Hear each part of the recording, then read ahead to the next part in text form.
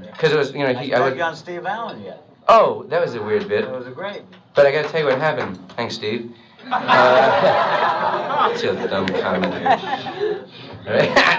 But I did the Steve Allen show. You know, I've got a reputation for being a little irreverent at times, you know. There's some basis for it, you know, but I'm not that far out. But then again, I'm not a Lenten special by any means, you know. So, my manager, and I don't have an agency, you know, so I like he's a nice cat, Jack Sobel. He's good. He has good things. He's got heavy wrists and strength.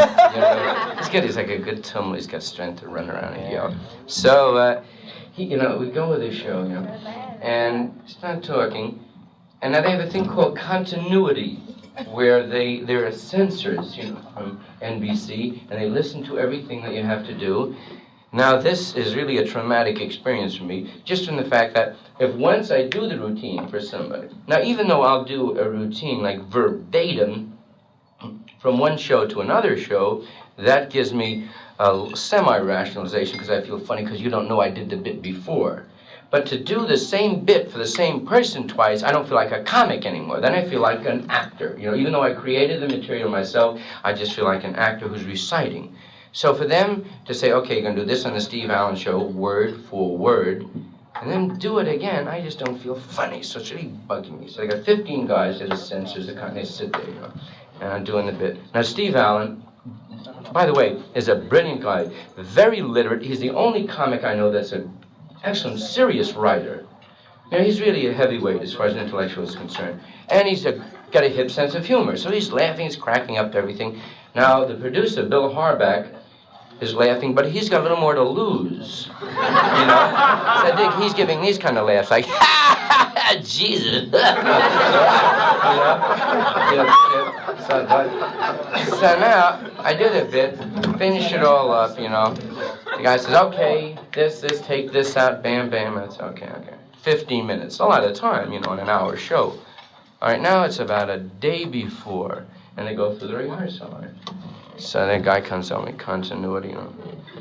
So Lenny, I want to talk, you know. Oh, yeah. He says there's a couple of things that we're going to take out, you know. I said, well, screw it, I'm not going to do the show. He goes, that's always the first defensive. I said, no, it'll be different if any of my humor I can make continual scatological references. I don't do motel jokes, I don't do Shriner, American Legion humor, you know? So I'm doing down things, and if there's any objection, it's either some irreverence, which I didn't do any, you know, religious connotation jokes, you know, so nothing could be objectionable I'm doing it, I know, you know. It's blah, blah, blah, blah, you know, back and forth. Now, I'm going to tell you what they objected to, which I didn't do on the show. I remember the joke I did, I talk about the tattoo, you know, which actually I have, you know. I got a tattoo, and I got this in Malta, in the Mediterranean in 1942. And I did the joke on the show, I said, I smoked Marlboros when I was 6 years old and I grew up, you know. Which is a funny joke, right? Which I've done before. So now, from there, I go into, I said that because, which is a truism, because of this tattoo, I never can be buried in a Jewish cemetery. That's the orthodox scene. You have to go out of the world the way you came into the world, same bit, no changes, nothing, you know. So I come back from Malta, I came back to the Mediterranean about 1947. So I'm in my aunt's kitchen in Suttram Boulevard, this is Jamaica, you know. So I'm washing with a Rokeach soap, you know. The red soap, so she pins the tattoo, you know.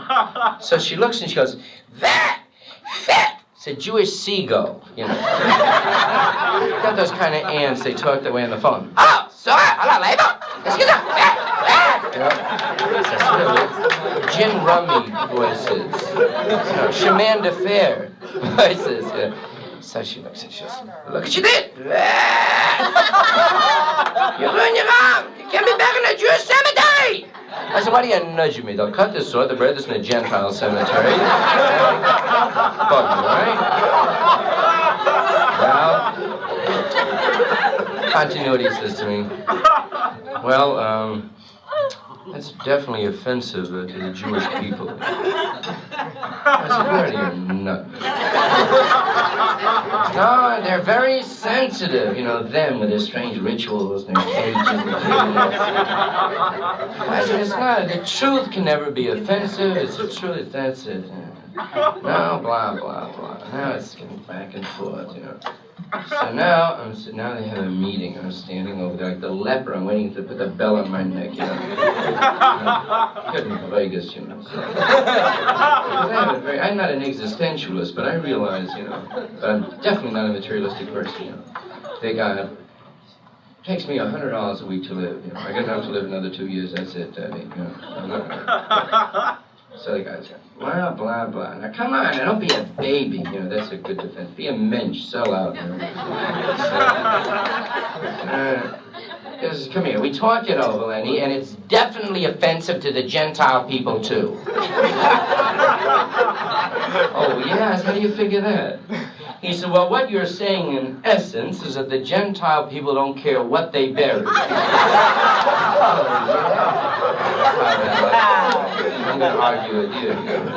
I should do a bit for you. Maybe you can't hear something, you know, because a lot of people